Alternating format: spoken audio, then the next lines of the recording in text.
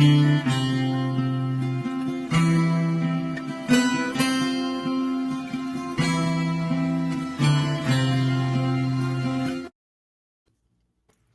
everybody, and welcome back to Heartful of Hallmark. We are so excited to be joined by Felicia. Thank you for coming on here. Thank you so much, both of you, for having me. I'm happy to be here. Yeah, we can't wait to dive into more Providence Falls. Yes. So we've seen the first two movies. We'll get a little bit into the third film in just a little bit, but each question will be on screen so that everybody watching it can see it, and everybody who is deaf, we have a couple of viewers who are deaf, so they like this. So for all of you out there, they'll be right here, and I'll try and put captions up for each answer as well. That's great. So Kirsten will start us off. Okay. So we know that the filming spanned across 3 months in 3 incredible locations. Did you have like a favorite setting to shoot in? And was there a moment during filming that like really made you feel like this is like what I absolutely love doing?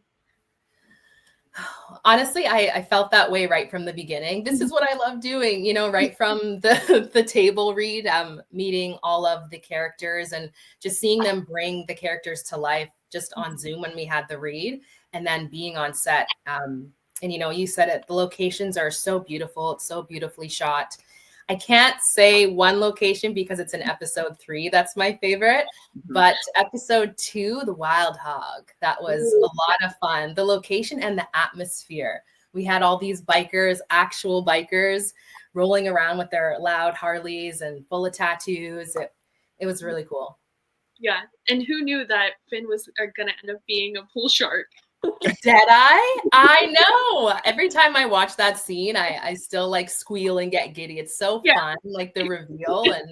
And yeah, he was actually shooting pool in those scenes. It was awesome. Oh, wow, that's incredible. Yeah. So with each script, how do you go into each one? When reading this, did you take anything from your favorite stars? That's a really good question. I have a lot of different inspirations. I watch a lot of content in general and just take, bits and pieces. So anything specifically, I can't name a specific actor, but I'm always curious about different actors, what their process is. When it comes to Suzette, I see a lot of myself in Suzette. So I definitely, pulled a bit from there, and, a lot of, because the character goes deeper as you see as the movies go on, just a lot of her, her guilt. So the layers there, and then also just bringing that best friend vibe into it. Who doesn't like chatting with their best friend about, ooh, who are you seeing? And, Cora's 2 choices. I mean, come on. I know. Like, let's talk about it. These are great options to have. They really are. Right? And this kind of leans into the next question of, after seeing the second installment, we saw some sparks between your character and Evan's character, Finn. Can you tease anything about that relationship, or like a favorite memory that you have working with Evan? I loved working with Evan. Evan Roderick, he's so talented, and I've said this so many times already, effortlessly charming. And, it was being off camera, we had a good rapport, a good relationship, and it just made it a lot easier, for the scene to do our scenes together. As for teasing the relationship, I won't go into detail, but just overall Suzette as a character, she's had to make some difficult decisions, and there's a lot of guilt there. But I do believe that she deserves to be loved, and she doesn't necessarily believe that because of her past. So I'm definitely hoping that something happens because she deserves it. Yes. Everybody on set just seems like friends. So how did you bond with each person on set? The cast, they made it easy. It was 3 months, but during shooting, things happen quite quickly. I feel like everybody clicked right away. We're all like similar in age. So we talked just about like pop culture and music and things like that. So really just everybody was so excited to be there and excited to create this amazing project. Cast and the crew, you know, everybody was just so happy. Makeup, like everybody. So the vibe on set was fantastic because people were genuinely so excited to create these movies. And then again, the cast, they're all so talented and I learned a lot from them. And they made it easy to bond with them. And hopefully that comes across on screen. Definitely does. It really does. You can see like all those connections coming through. Oh, I love it. And with Joanna Garcia Swisher being at the helm of this project, how did she guide you through each installment and what was the connection that was built with her? Joanna was so amazing, you know, very hands-on and very excited about Suzette. So we had, you know, conversations with the two directors, Lucy and Siobhan, and also Joanna, just discussing Suzette and her arc. And they were very conscious about, you know, even though there's a bit of this, or not a bit, quite a plot twist here, they wanted to make sure Suzette was, you know, perceived in not in a negative light, you know, just she's human. She's made some decisions. We'll see more of, you know, her decision making and what really went on in episode 3. But they're really cognizant of that, which was amazing, to tell her difficult story, but not make her seem like the villain. Yeah. Mm-hmm. I can't wait to see like the character arc and everything that happens. Yeah. And going into the third installment, regardless of your character's feelings, do you feel like you're Team Liam, Finn, Cora? How could you do this to me? Oh, man. Team Liam or Team Finn? Man, if I can, I was going to say if I can Frankenstein pieces together, but you know what? Liam is the bad boy vibe. Mm-hmm. But you know what? When Deadeye showed up, he has a different side. So Finn's got two sides. I would have to say Team Finn. Okay. Yeah. Liam, you're amazing. Lachlan, you're amazing as well. I totally get it. I feel this way. Like, you can't go wrong either way. And I just am so excited to see, like, what happens in the end. Like, if maybe she ends up just, like, going with like what's in her heart and chooses herself. Exactly. I'm curious, both of you, are you Noah, Kirsten, Team Liam, Team Finn? Right now I'm Team Liam. That's what I was gonna say. I'm leaning towards Liam right now. Okay. But there is so much we don't know about Finn yet too. Exactly. Yeah. That's what makes it hard. So I think throughout episode 3 we're going to go through these stages of Finn, Liam, Cora, and we're back in the Twilight days. Edward, Jacob, Bella, whose team are you on? And this is the Hallmark version of this. Okay. Yeah. Absolutely. So to wrap up talk on this movie, what do you hope audiences take away from these films?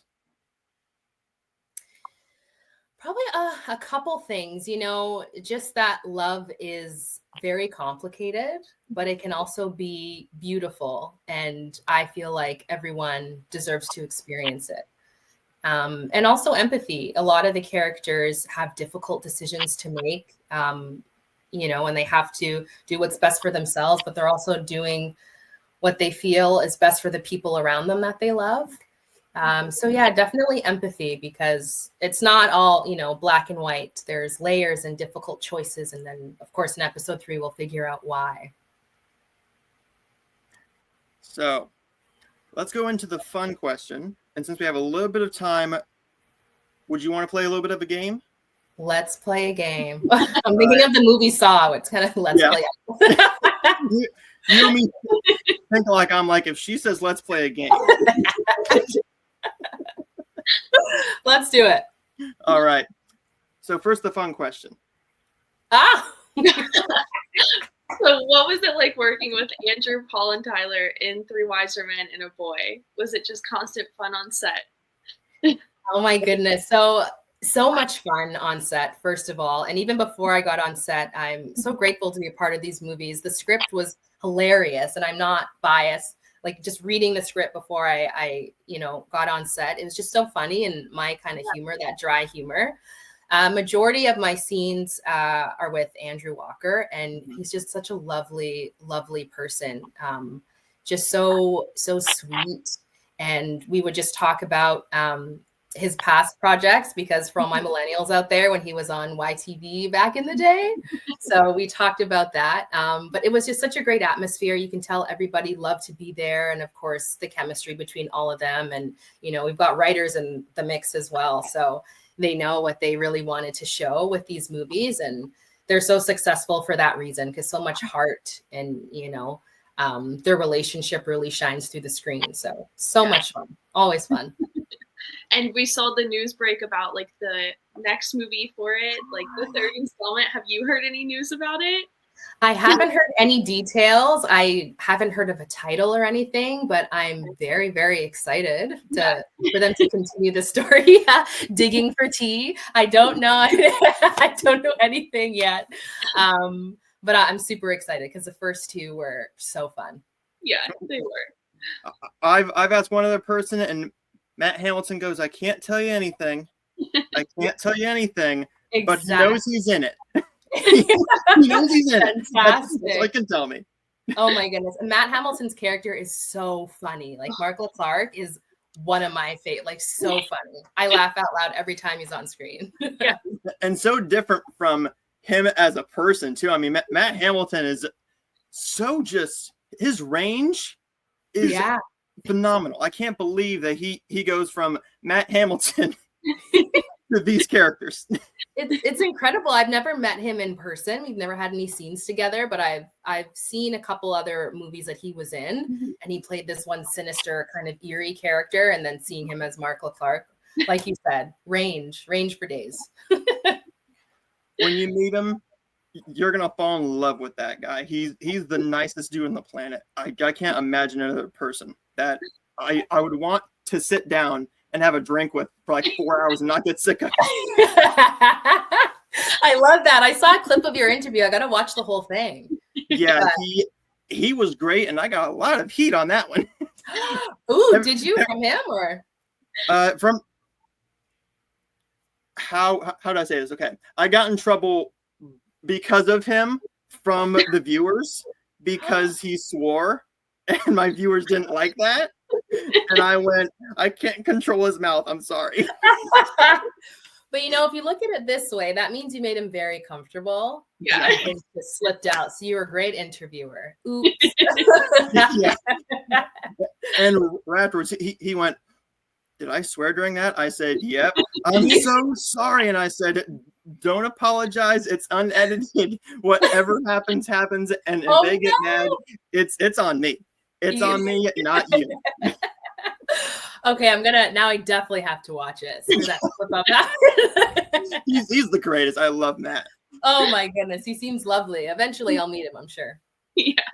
Well, we have a couple more interviews that we're working towards that we have already talked about. A couple of the stars. We're gonna throw a little few teases in there. Okay. But we're gonna wait. But let's talk about some love. We're gonna do a this or that version of rom-coms and chick flicks. Ooh. So each of us are going to take a turn and ask, and then you'll just pick whichever one you would rather watch at this moment. Okay. We have 10 Things I Hate About You or Clueless. Come on. I know. No. Impossible choices. So many. I'd have to say Clueless, just because overall, like the style and everything, and it's just such a timeless movie, and it's making a comeback now. So I have to say Clueless. Yes. Such a good film. I love Sharon Dion. Yeah. Yes. I love it. Talking about people I love, Meg Ryan, When Harry Met Sally, or You've Got Mail. Let's see. Probably When Harry Met Sally. Is that the one with that scene in the diner? Yeah. Yep. all of what she's having. All of what she's having. Yeah. To this day, what was that meal? Yes, I'd watch that one. That's my choice. Say Anything or How to Lose a Guy in 10 Days. Ooh. Probably How to Lose a Guy in 10 Days. Mm-hmm. I agree with you on that. I love that duo. Yeah. They are together. Kate and so good. Kate, oh my gosh. Yeah, that chemistry, and they're both just so beautiful. Great actors. I know. They need to do another rom-com together. Absolutely. We need a follow-up. Yes. How to Lose Your Husband in 10 Days. Yeah, exactly. In 2 weeks. We'll give it more time. Yeah. 2 weeks. Yeah. Because she takes him back home and goes, you can have him back. Exactly. Pretty Woman or My Best Friend's Wedding? Oh gosh, Pretty Woman. When I watch a movie, it's all obviously the story, but you know, the characters and the music and like the wardrobe. It's just the overall vibe of the show. So Pretty Woman, like hands down. Yeah, I completely agree with you. Like I'm always so interested in hearing like the soundtrack of the movie. Yeah.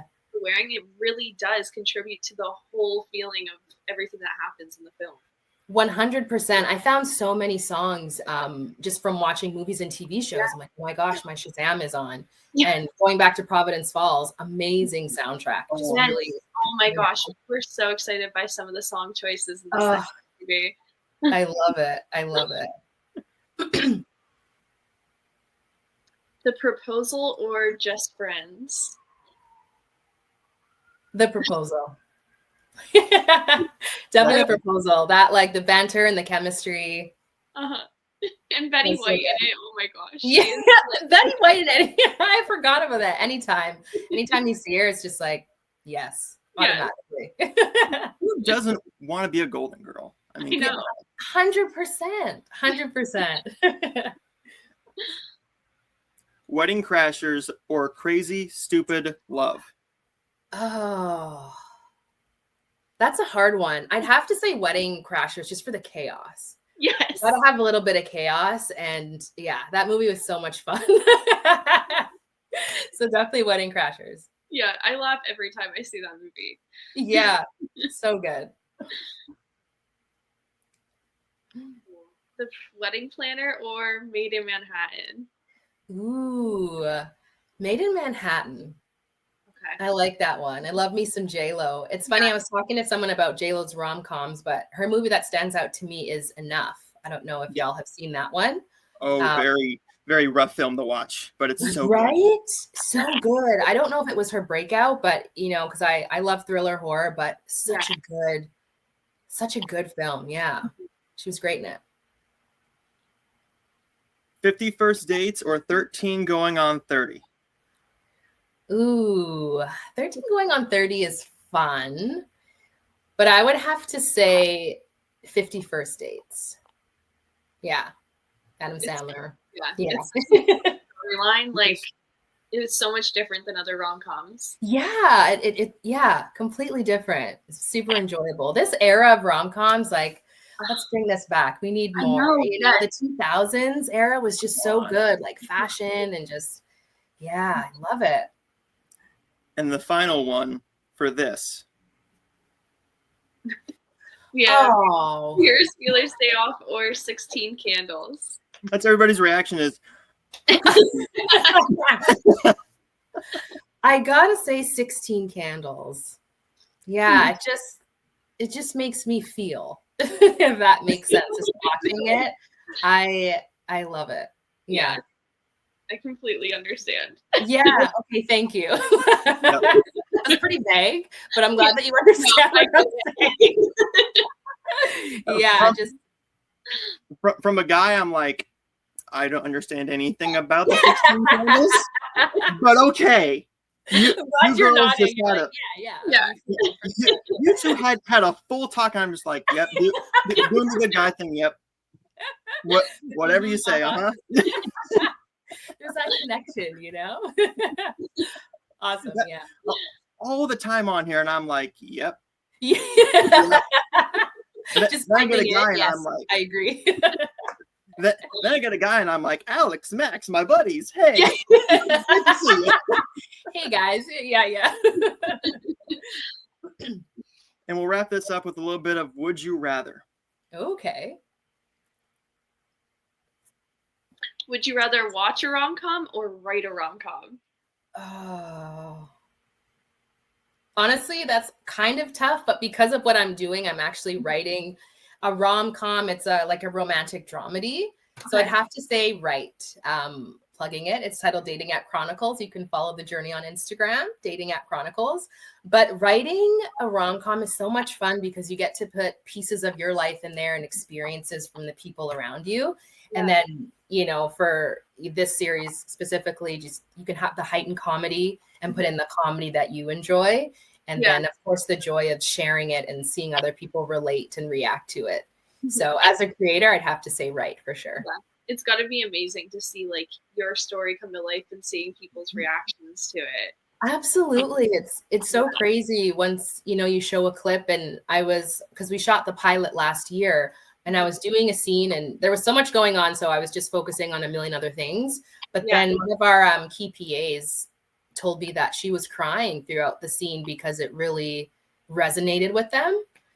And sometimes you just forget, you know, so that was a really sweet moment. And that's what you live for, you know, to share those moments and to hear that people go through the same thing, which you kind of know, but to hear it is, you know, it's very lovely. This is mostly for our Canadians. But would you rather be on a regular on Heartland or When Calls the Heart? Oh, man.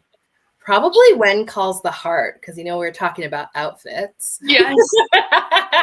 Incredible wardrobe. So I gotta say that, because that would be a lot of fun. Yeah, definitely. That's the one that gets everybody in trouble. Those fandoms are like rabid. Oh my goodness. One or the other, and I'm like, it's about horses. And oh my goodness. So of course you pit the two against each other. I see what you're doing. Yeah. Get us in trouble while having them sweat a little bit. Yeah, there you go. But yeah, both amazing shows. But yeah, When Calls the Heart would be a lot of fun. Would you rather sing in a movie or be serenaded? I'm so awkward. I would rather, oh gosh, me being awkward just doesn't help either of these scenarios, to be honest. I was going to answer one and I'm like, oh, I'm awkward either way. I've been serenaded before and it was so uncomfortable. The person used auto-tune and we were in a mall. Oh, man. Yeah. I feel that. Oh dear. But you know, vulnerable, so I appreciate it. I was so uncomfortable. So I'd probably rather sing in a movie. I wouldn't want to go through that again. Oh no, I lost them. There we go. Would you rather binge your favorite show or binge your favorite movies? I would probably binge my favorite show because it feels like one long movie. I'm trying to get better at really taking in the content that I'm watching because, you know, in this digital age, we're often which is crazy, like multitasking while we're watching a show. So when there's a really good movie on, I really try and focus. But when there's a show, I'm watching the whole season. I gotta know what's going on. Yeah. I need to know too. Like I need to see it through. Yeah, exactly. Like each episode's a cliffhanger and you're like, okay. And then that prom comes on. Are you still watching? And it makes you feel bad. And I'm like, yes, I'm still watching and I'm going to finish it. 6 episodes in a row of The Pit, really? Yes, HBO Max, be quiet. Don't remind me again. Yeah. Let's go into a little bit of set life. What's the first thing you go for at the crafting table? Oh, golly. Everything. I'm trying to think of Providence Falls. So we had these amazing vegan soups.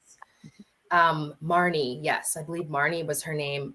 Amazing chef, would prepare these coconut-based soups. So delicious. There was like cream of broccoli. There was a ginger one. There was a carrot one. Every day the soups were top tier. So that was my go-to for sure. So good. A little bit more.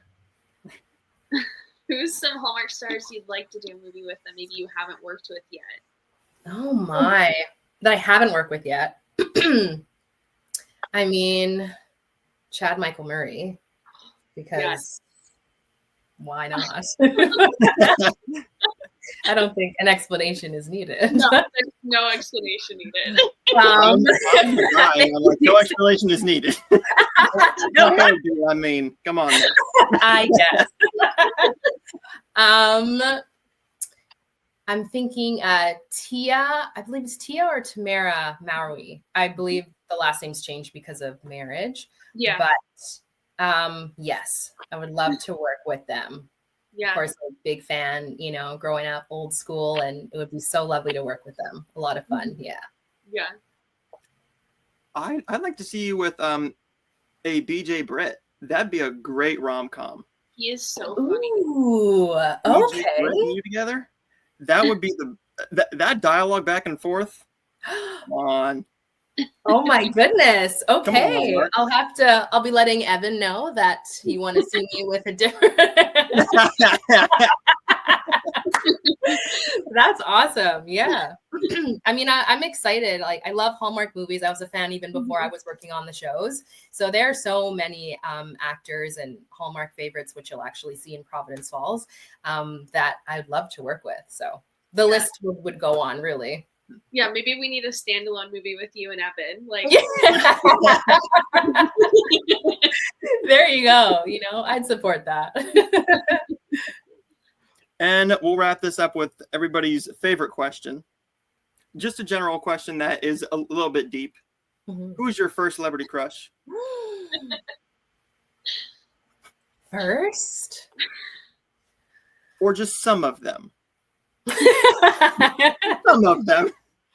Oh my goodness, because my mind automatically goes to music. I'm trying to think of movies. Gosh, I can't think of movies right now. I'd have to think of a musician. Can I do musician? Yeah. So they're so random. My first, because as a child, my parents would watch a lot of Michael Jackson. Mm-hmm. So probably that, just like the entertainment aspect. I know it's an interesting one, so I'd have to say that. Tom Hardy as well, with the bad boy roles that he plays. Yes. Boy got big for Bane. Pardon? He got big for Bane. Yes, and that was what I was thinking of. Absolutely. Yeah. It was that character specifically. Yeah. I'd have to say mine was probably Candace Cameron Bure. I grew up with Full House, and that was mine. Absolutely. Mine was Chad Michael Murray, and I actually did get to meet him, and he is just as amazing in person as he is on screen. Oh my goodness. I've seen a few interviews and he seems lovely. Yeah. Yeah, he will talk to you forever. There was the longest line to meet him, and he spent 10 minutes talking with me, and he just kept taking more selfies. He was so sweet. That's so sweet. Because you never know how people are before you meet them, and it's lovely when you love a character, you fall in love with an actor, and then you meet them and they're even more lovely. I know. So that's amazing. Yeah, he signed a One Tree Hill jersey and an Austin Ames one, and he was so excited about the Austin Ames jersey. Oh my goodness. I love that. Well, everybody, that ends this interview. Felicia, thanks for coming on. It was a pleasure to talk to you. We can't wait to talk again. Thank you so much for having me. Your questions were so much fun. Thank you again. And everybody, if you haven't seen episodes 1 and 2 of Providence Falls, they're right now on Hallmark Plus. Episode 3 comes out this Saturday night at 8 p.m. only on Hallmark Channel, next day on Hallmark Plus. Kirsten, where can we find you on social media? You can find me on my personal account, which is Kirst_Hendershot, and then on our joint page, Heartful of Hallmark. You can find me right here at noah.kaser on Instagram, Heartful of Hallmark as well. And Felicia, where can we find you? My personal account on Instagram is its.fsimone. It's a bit cryptic, I know. And you can follow my series, Dating App Chronicles, on Instagram as well. Until next time, everybody, keep your heart full of Hallmark.